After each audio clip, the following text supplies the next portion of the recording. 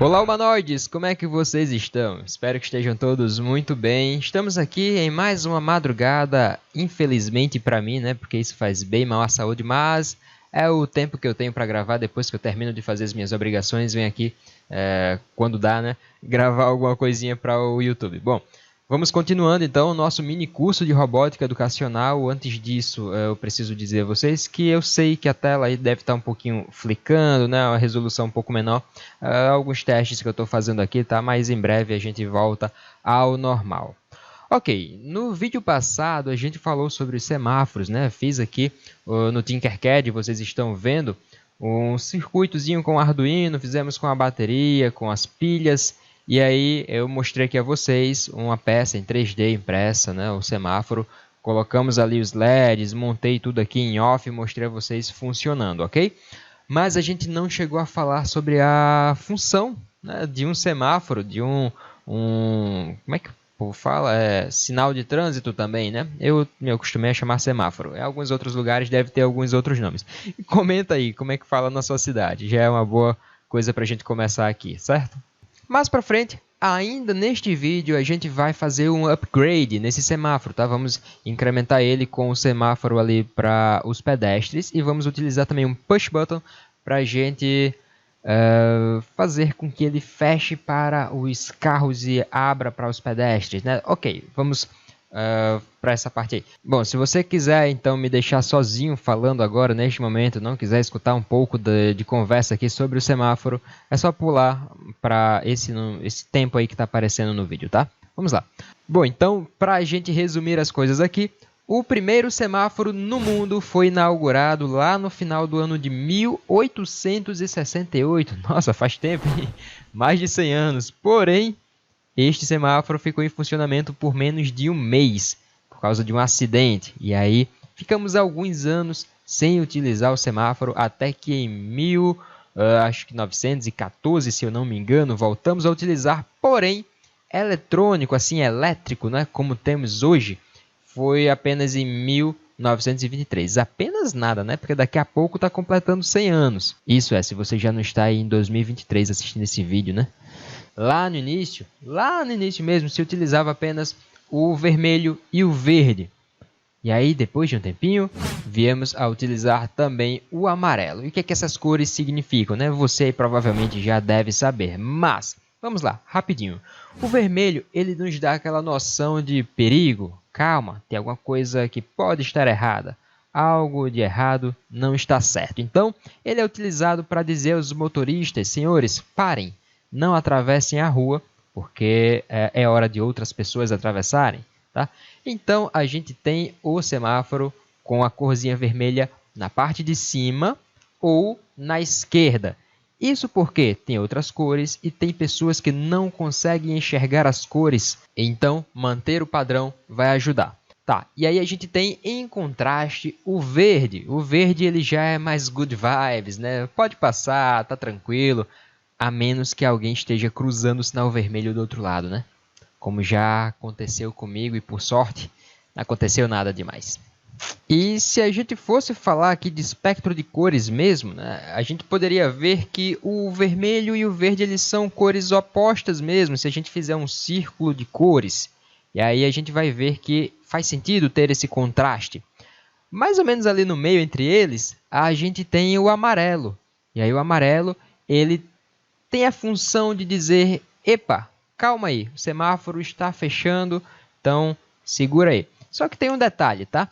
Se você já vem dirigindo a uma velocidade da via não superior, por favor, tá? Vamos respeitar a velocidade do trânsito. Aí o que acontece? Se você vê o semáforo amarelo e para de vez, o risco de alguém bater atrás é muito grande. Então, se você tem algum espaço, você vai reduzir devagar. Agora, se você já não tem mais tanto espaço assim, acabou de ficar amarelo, pode passar, cara. Passa que é melhor. Melhor do que parar de vez e acontecer um acidente atrás, tá? Mas observe, muita calma nessa hora, porque o amarelo ele diz justamente que o vermelho está chegando para parar os carros, tá bom? Pois bem, daí pode haver alguma variações, na verdade, dependendo do país, dependendo do local onde você está. mas no geral é isso. Vermelho, amarelo e verde para os carros.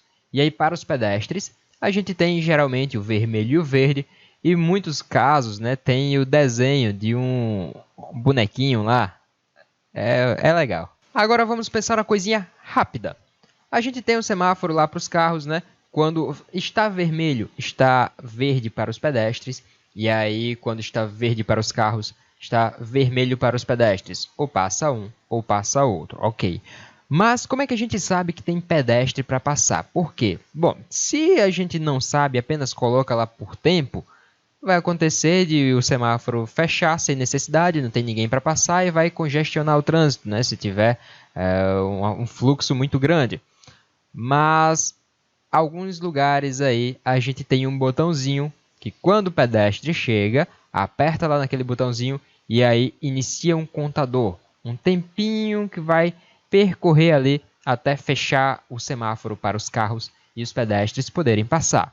A gente pode fazer isso aqui. Vamos então para o Tinkercad e vamos apagar essas outras coisas que temos aqui. Bom que vocês nem precisam esperar, né? Fazendo aqui o circuito. Bom, então vamos lá. Montei aqui o circuito com mais dois LEDs, né? O vermelho e o verde para fazermos o semáforo dos pedestres. Coloquei aqui os dois resistores no GND, o terminal negativo, dos LEDs aqui no catodo.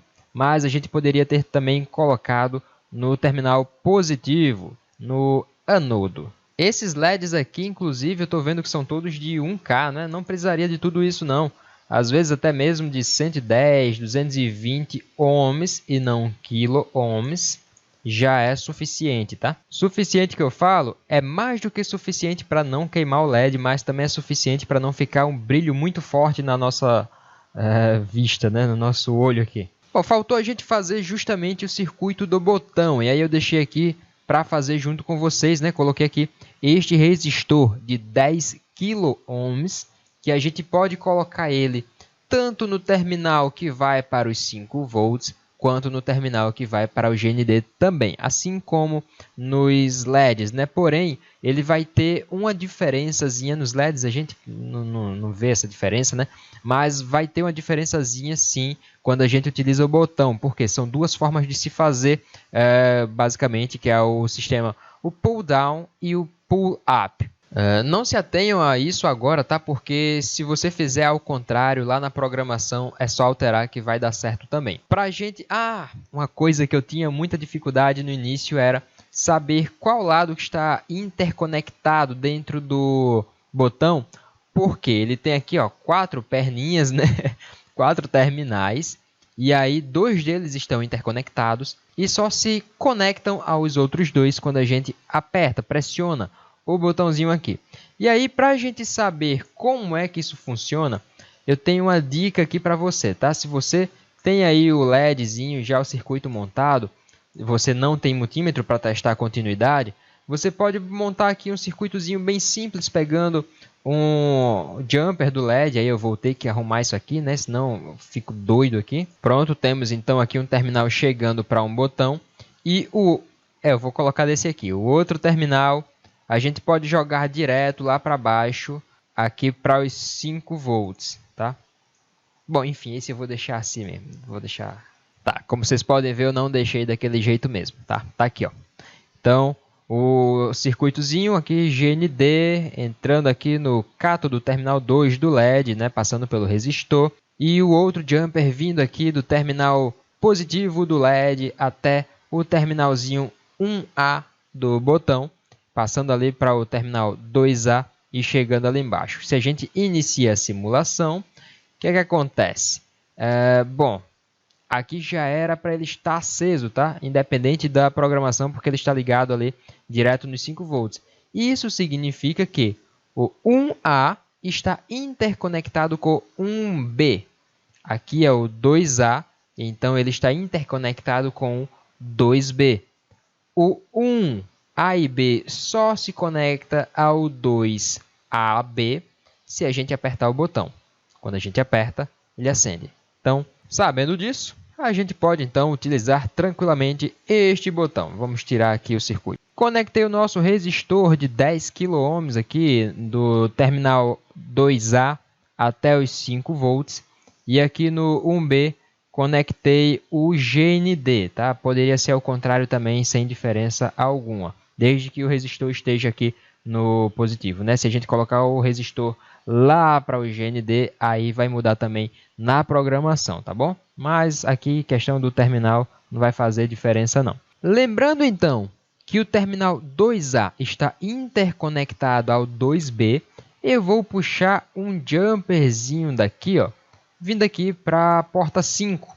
Poderia ser uma outra porta qualquer, né? Só escolhi ela porque sim, porque já está ali. E aí eu tenho que lembrar vocês também que está ficando meio que uma baguncinha aqui, porque vai ficar mais fácil da gente visualizar quando a gente abrir o código. E aí eu vou puxar todo o circuito para cá, porque é o limite que a gente tem aqui, tá bom? Então vai ficar mais fácil da gente ver aqui assim. Antes da gente fazer o botão funcionar, a gente vai fazer então o código para ele funcionar normal, já com o semáforo para os pedestres. Então, vai ser o seguinte. O vídeo está ficando um pouquinho longo, né? Bom, é uma aula básica um pouco mais completa, digamos assim. As pessoas reclamam, né, algumas vezes que eu utilizo muito repetido aqui os códigos e tal. Então, dessa vez eu não vou fazer tão repetido assim não, tá? Vamos fazer mais enxuto. Como a gente vai fazer aqui em blocos também, tá? Se fosse só no código, eu pegaria isso aqui e colocaria aqui dentro da void setup, né? Setup. Justamente depois dos pmodes, para que ficassem todos em nível baixo, todos desligados, todos apagados. E aí eu daria continuidade ao código. Mas vamos enxugar esse código aqui para acende 1 e apaga o anterior. Vamos tirar o 10 daqui. Vamos apagar o 11, que o 11 é o vermelho, tá? E acender o 9, que é o verde. Então, acendemos o sinal, a luzinha verde. Depois de 4 segundos, vamos apagar o verde, tá aqui. Apagou o verde. E acender o amarelo, que é o 10. Então, o 11 não vai ser necessário. Apagamos. Depois, vamos apagar o 10. Tá? Apagamos o 10 e acenderemos o 11. O 9 não vai ser necessário. Muito bem. Só para conferir que está funcionando normalmente lá. Então, temos o verde, amarelo e vermelho. Funcionando. Nossa, como eu fui besta agora. Tá bom. Vamos voltar então aqui. Queria duplicar só um bichinho desse aqui, mas vai duplicar tudo. Para ficar mais fácil para a gente, vamos colocar umas anotações aqui, tá? Comentários apenas. Colocando aqui, ó. Acende o verde. O verde para os carros. Verde car. Acende o amarelo. Não tem amarelo para o pedestre. Acende o vermelho. Beleza. Vamos relativizar um pouquinho as coisas aqui, tá bom? Vamos facilitar um pouco as coisas, tá? A programação ia ficar um pouquinho mais complexa se a gente fosse fazer assim. No momento em que o verde do carro fosse acender, o vermelho do pedestre acendesse bem antes, para não ter o risco do pedestre ainda estar passando e o verde do carro acender, tá? Mas vamos fazer instantaneamente mesmo. Acendeu o verde do carro, fechou lá o do pedestre, tá? Depois a gente pode até mudar isso, ou não. Então, acendeu o verde do carro, vamos fechar o do pedestre. O vermelho do pedestre vai ficar alto. Quem é o vermelho do pedestre? É o 4 aqui, ó. Está no 4 vermelho. Então, 4 fica alto. E vamos duplicar. Eita, duplica tudo de uma vez. E o 3 vai para baixo. Ok? Agora, quando for lá embaixo para acender o vermelho para os carros, aí a gente acende o verde. Para quem? Para os pedestres. Então, vamos colocar aqui embaixo logo 2, né? Definir pino. Ok. A gente vem aqui na direita, né? Que é o Digital Write. Escrever na porta digital 4 e 3. A ordem não tem problema, desde que você acerte, né, o nível alto com a porta. Então, porta 4 estava alto, agora ela vai para baixo, que é justamente para desligar o LED vermelho dos pedestres e acender o LED verde dos pedestres. Vamos ver se isso aqui está funcionando. Verde do carro aceso, vermelho do pedestre. Ok. Está fechando, fechou e abriu para os pedestres. Beleza, né? Questão de ajustar tempo, colocar um delay ali entre... Olha, dá pra gente fazer, tá? Não vai ficar tão difícil assim, não. Vamos fazer assim, ó. Para ficar fácil aqui em blocos, vamos alterar aqui quem acende primeiro, no caso, entre semáforo de carros e semáforo de pedestre, tá bom? Deixa eu afastar aqui, afastando, ok. Isso aqui vai aqui para cima, que é do semáforo dos pedestres. E a gente vai colocar um delay entre o dos pedestres e o dos carros, tá? No caso, o comentário... Esquece o comentário. Só de fazer isso aqui, sem alterar os valores aqui do delay, a gente já vai ver que vai funcionar. Então, vermelho para os pedestres, verde para os carros. Está fechando dos carros, fechou e acendeu já o dos pedestres. Fechou do pedestre primeiro, antes de acender o verde dos carros. Então, funcionou. É só questão da gente ajustar aqui dentro, ó, os valores do delay, tá? Coloca aqui uns 2 segundinhos aí. E agora vem a parte do botão. Quando a gente colocar a programação do botão, o que é que vai acontecer? Vai permanecer com o verde para os carros, tá? E o fechado para os pedestres, até que aqui alguém aperte o botãozinho lá para fechar o dos carros e acender o do pedestre. Então, vai passar para o sinal amarelo, né? o semáforozinho amarelo, a luz amarela, e vermelho para os carros, para poder ficar verde para os pedestres. O código está ficando meio bagunçadinho assim, porque eu não pensava antes, né? Quando eu comecei a fazer o código lá no outro vídeo, eu não pensava em utilizar um botão e fazer tudo isso aqui. E também estamos fazendo em blocos, o que dificulta a coisa para mim, porque eu prefiro fazer em linhas de código, né? Na programação escrita. Só vai fechar se... Né? Então, vamos pegar o bloquinho se, colocá-lo aqui. Então, já foi tudo isso aqui, ó, já está dentro do se. Se o estado do botão mudar, qual é o estado atual, o estado padrão, o estado normal do pino lá da porta digital que está com o botão? Essa daqui, né, a 5. Ela vai estar normal em 5 volts, porque temos um resistor aqui, ó, conectado dos 5 volts, passando aqui pelo botão e chegando na porta a porta 5. Ficou até coincidente, né? 5 volts, porta 5. Eu sei então que o valor lá da porta digital normalmente é 5. Então, se o valor for menor que 5, né, for igual a 0, a gente apertou o botão, aí é que vai acontecer. Deu para entender a lógica aí? Estamos fazendo um pouquinho mais rápido, porque o vídeo já está longo. Mas vamos lá. Se a entrada lê do pino digital 5, o valor lido lá no pino digital 5 for igual a 0, que seria low, ou a gente poderia colocar aqui também menor que 5, tá? Aí isso aqui é o que vai acontecer. Vamos ver se só isso aqui, simples dessa forma, vai dar certo? Iniciou a simulação. Temos aí o vermelho para o pedestre e temos aí o verde para os carros. E ficou, né? Já vai aí com 12 segundos de execução e tá lá. Vamos apertar o botãozinho agora. Apertamos.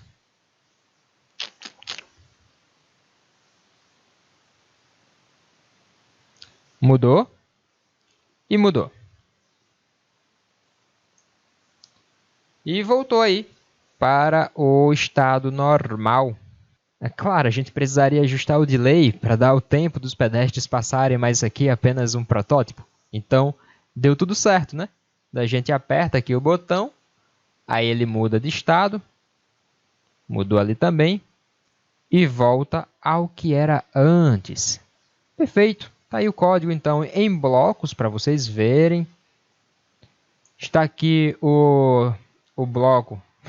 Está aqui o circuito. Meus amigos. 5h40 da manhã não é fácil não. Está aqui a programação escrita na linguagem Arduino para vocês verem. E está ali o circuito funcionando para vocês verem com o resistor pull up.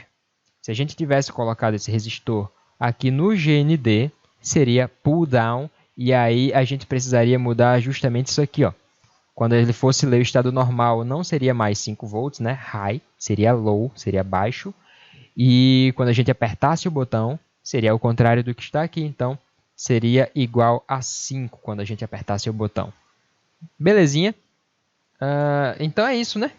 Fizemos aí uma aulinha do nosso minicurso um pouco mais completa, mais estendida. As minhas aulas costumavam durar 3 horas, algumas 1h30, dependendo da escola onde eu estava. Na escola de robótica mesmo, era 3 horas de aula, e aí tinha um intervalozinho no meio. E em algumas outras escolas a gente quebrava isso para 2 dias na semana, às vezes 3, depende, né? Depende de muitas coisas. E aí quando a gente tinha essas 3 horas de aula, dava para a gente fazer a parte inicial, recapitulando o que vimos na aula anterior. Dava para fazer uma introdução teórica do assunto, explicando aqui no caso como é que funcionava, na realidade como surgiram os semáforos, falando sobre espectro de cores, falando sobre comprimento de onda, claro, dependendo da idade dos alunos também, né? Porque a gente pode ver que o comprimento de onda muda entre o vermelho, o amarelo e o verde, até por isso o vermelho vai chamar mais atenção também. Tem bastante coisa para a gente fazer dentro de uma aula de robótica educacional. Quando a gente tem a possibilidade de utilizar um simulador como esse, acaba sendo um pouco mais fácil, a gente não tem perdas de componentes eletrônicos como LEDs que vão acabar queimando, né? O próprio Arduino pode queimar também. Em contrapartida, utilizando os simuladores, os nossos alunos perdem esse momento de ter a prática palpável, né? Pegar as coisas ali e conseguirem fazer isso utilizando a motricidade. E aí depois que a gente faz essas coisas, dentro da aula ainda, no finalzinho ali, a gente costuma fazer uma prática, fazer uma dinâmica. A gente costuma fazer uma dinâmica. Então, construir ali o semáforo, fazer, sei lá, com papelão, com palito de picolé, com impressão 3D. Colocar ali um papel, desenha uma rua, pega uns carrinhos, Hot Wheels que seja, ou então faz o próprio carrinho, enfim, como der, e faz a situação acontecer. Alguém vai simular o pedestre, alguém vai controlar o carrinho, depois a gente vira, né, inverte ali, quem estava sendo pedestre vai controlar o carrinho, vai ser o motorista, para que todos possam passar por essa situação. Claro, nem sempre é possível, mas seria bom que desse para a gente fazer isso. E aí, depois que a gente termina essa dinâmica, a gente vai recapitular. Nesse caso, a gente conseguiu fazer uma aulinha um pouco mais estendida. Tivemos aí, recapitulando a aula anterior, utilizando o semáforo. Fizemos também a parte do semáforo dos pedestres. Utilizamos um botão para controlar o semáforo dos pedestres. Colocamos um resistorzinho ali de pull up, que também poderia ser de pull down, colocando ele para o GND. Fizemos várias coisinhas aqui e a gente ainda pode finalizar criando a expectativa para uma próxima aula. No lugar desse botãozinho, não seria mais inteligente a gente colocar algum sensor que percebesse a presença de pedestres? Quem sabe, né? Se tivesse uma câmera que reconhecesse, olha, tem pedestre ali. São hipóteses aí, coisas para a gente poder fazer nas próximas aulas. Bom, estou com bastante sono. Vou editar aqui esse vídeo, são 5h46. Não façam isso, tá? Infelizmente, é o momento que eu tenho para fazer. E felizmente, eu tenho esse momento para fazer. Então, vamos lá agora para a edição. Um grande abraço a todos e vejo vocês no próximo vídeo. E no grupo do Telegram, já ia esquecendo, vai lá, ó.